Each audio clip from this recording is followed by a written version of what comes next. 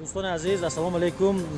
امروز زادروز دوست من بزرگمهر بهادر، شاعر برای شما آشنا، برای اینکه در محیط فیسبوک بزرگمهر امروز خیلی فعال.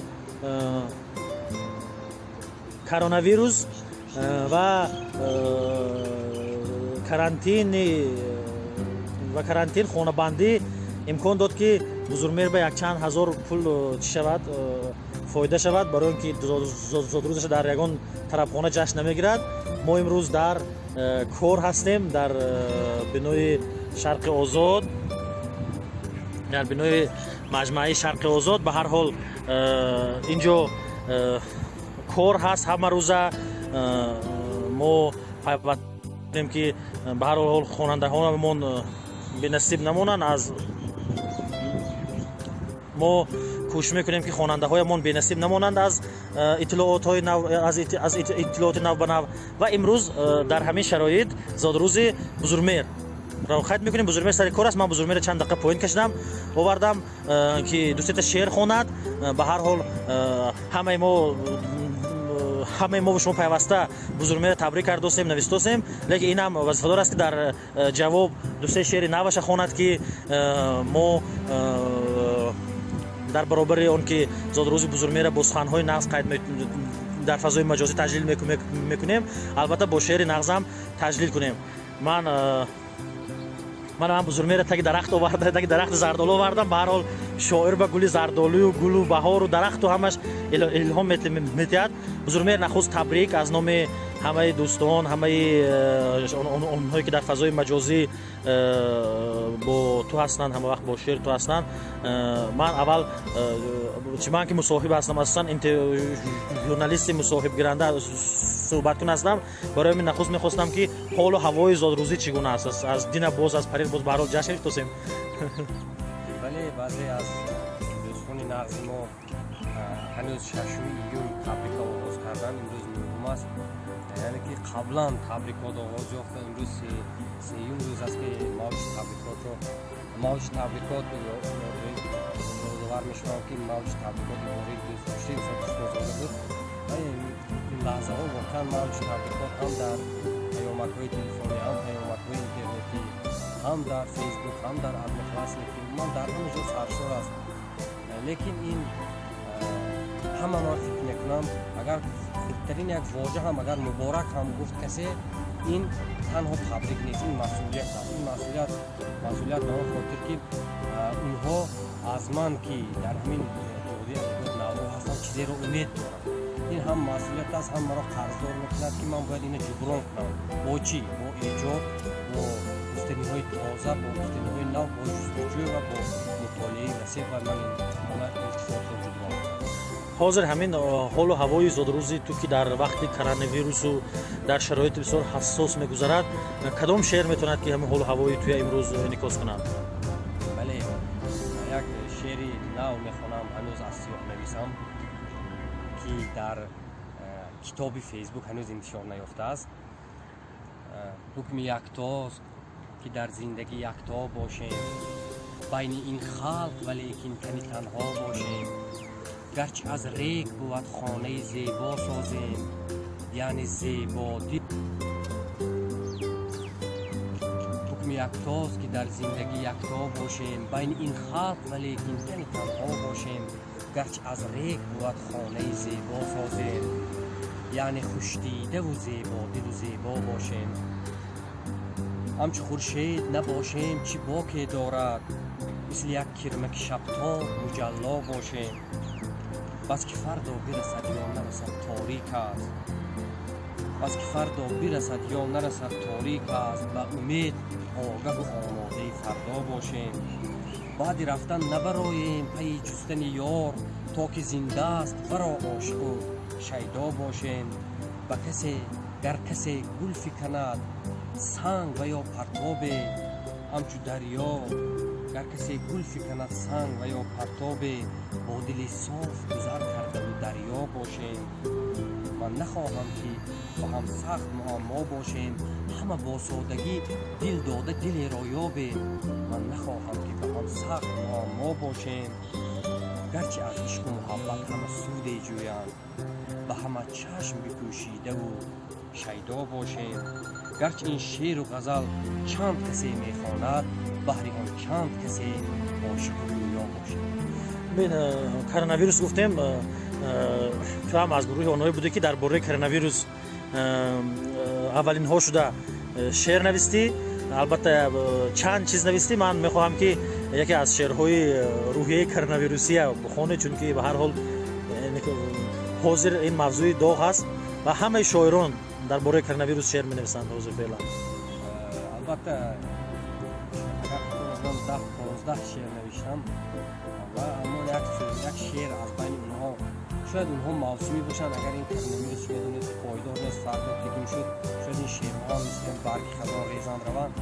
اما یک در این ماورا من یک شعر دیگر گفتم در صحبت گل. امروز با آدما صحبت کردن مشکل شد. حتی یک نفر نوشت که من با دلبرم گل بردم و برای گل بردن میترسم که در همون گل هم یک ویروس ذره ویروس چکیده باشد و توسط گل من رو سرایت کنم. بعد من به صحبت گل شتافتم یک شعر با نام در صحبت گل. از دل این خاک به در آمدم. وقتی که با گل صحبت کردم و به من گفت از دل این خاک به در آمدم خوب و تر و پاک به در آمدم رنج رگ و ریشه ما را نپرس با دل سچاک به در آمدم گاه دماغی تو معطر کنم کلبه و کاخی تو منور کنم پیر و جوان دشمن و هم دوست را گاه به یک خنده مسخر کنم سینه من شهد و عسل آور است چهره من شعر و غزل آور است نکهت من عطر و گلاب آفرین معجزه هم یار بغل آور است گاه بوری دست من و بند من گاه خوشی بلبل دلبند من کشته نبتواند لبخند من خنده زدن نوح به پیوند من بیهوده از عمر کمی من مگو ای تو شده بیخبر از رنگ و بو روی کفم روی رحم روی گور فلسفه زندگی من بجو. ببین درباره موضوعهای زمانوی و درباره دردهای معاصر گپ زده هستیم. یکی از مسئله‌های مهمی که حاضر هست این یک چالش‌ها و تنش‌ها در مرز تاجیکستان و قرقیزستان است که به واسطه تاجیکانی که در منطقه های نزدیک مرزی زندگی میکنند از اذیت میکشند. من تو سال گذشته قریب در همیشه به روز خیالم در وروخ بودیم و یک شعر عجیب در همونجا پیدا شد نامش امام کوه ها و یکم بار در هم وروخ در یک محفل بسیار زیبا اون شعر قرائت شدگی بود. مردم بسیار ناز قبول کرده بودند و امروز هم نگاه میکنم که در فیسبوک همین شعر مردم یک عجیب قبول کردن، یک به دلشون نزدیک قبول کردن. من میخوام که همون شعر خوانی این هم دستگیری معنوی ما به مردم وروخ شود که زیباترین جای تاجیکستان است، یک پاره بهشت است و من باور دارم که این مشکل‌های آنها سربلندانه پشت سر میکنند. باور دارم که مردم وروخ استوار میستند و هم یک پاره خاک تاجیکستان ضرر نمیبیند و هم سلامتی ایشان هم البته ضرر نمیبیند. بله سال گذشته ما وقتی سفر داشتیم همین تنش‌ها و چالش‌ها تازه آغاز یافته بودند و ما همون شب روز عیناً سفری ما هم به همون شب روزی روزنامه‌نگیزی بحث شدنی مناسبت‌های تاجیکستان. 3 روز پیش از سفر پرزیدنت بود. 3 روز پیش از سفر پرزیدنت ما از حد گذراندن. خیلی حتی به حد افراد رساندن وقتی که وزن تاجیک کرده شدن چند و این چند شعری که من علیرغم گفتم و همه جو یک جو جمع کرده بعد از نو خواشتم چند پیش. ولی یکی از اون شعرها امام کوه ها تاجیک امام کوه ها در کفی دستت زمام کوه ها تا به کی سرسوده و سرافکنی سرفرازی کن به نام کوه ها در دفاعی میهنت ایستاده باش با نظام و با مرامی کوه ها سرحدی ما کوه باروخ است و بس زن درفشت را قدام کوه ها وقتی ناموس است تا که افکنی چاق تنها را بدامی کوه ها سنگ زن تو بر سری منقوط ها دور انداز از مقامی کوه ها رودهای را بسا سرچشمه با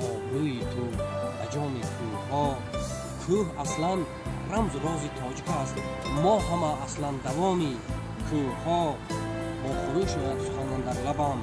شیر باید با کلام کوه ها. من قیام هستم بخواهم خموش در نمایشمان قیام کوه ها. خیز از جایت بنامی کوه ها. تاجیک امام کوه ها. تشکر زادروزت بار دیگه مبارک. من میخوام در آخر این سوال معمولی من اصلا از با اونهایی که مولود دارن در و با خودت چه آرزو داری از هم؟ وقتی آخر شما در فضای فیسبوک مشاهده میکنید که من قریب هر روز چیزی میگذارم و بعضی از دوستان عزیزم یک نه واقعا هم گله آمیز هم شکایت آمیز گفتن که بسیار چیز مینویسی، هم بانوی گفتن که چشم میرسد، هم گفتن که پرنویس میشوی. و در همین ماورای پرنویسی و سیر فعالیتی و پرگویی ها من به خودم سلامتی میخوام، چون که از سلامتی هم کنگش ناجور است. سلامتی میخوام. سلامت باشی و تو هم ما سلامتی آرزو داریم. دوستان عزیز، بار دیگر زادروز بزرگمهر مبارک. اکای فرخ، من نوشته شما دیدم، ما هم شما چند وقت یاد کرده بودیم در کوریا در نزد بحر اقیانوس. من شما ده خرسند شدم. بار دیگر زادروز بزرگمهر مبارک. دوستان عزیز، من بگاه با زینالدین ژورنالیستی ورخی ساعت‌های 8 یا بعد 8 با افری مستقیم میبرایم. من میخواهم که زینالدین که شاهد استراب و شاهد تنش های مرزی هست با او صحبت کنیم. البته زینالدین کارشناس نیست که ریشه های سیاسی و اقتصادی و اجتماعی مسئله شرطیت، لیکن همچون شاهد بعضی مسئله هایی که در مرز هست میگوید. من خواهش میکنم که اگر برای شما جالب است با ما پیوندید و از زبان شاهد که در ورخ زندگی میکند، زینالدین یکی از ژورنالیست های جوان نغز ما، درباره ورخ معلومات بگیرید. من به همه شما صحت سلامتی میخواهم.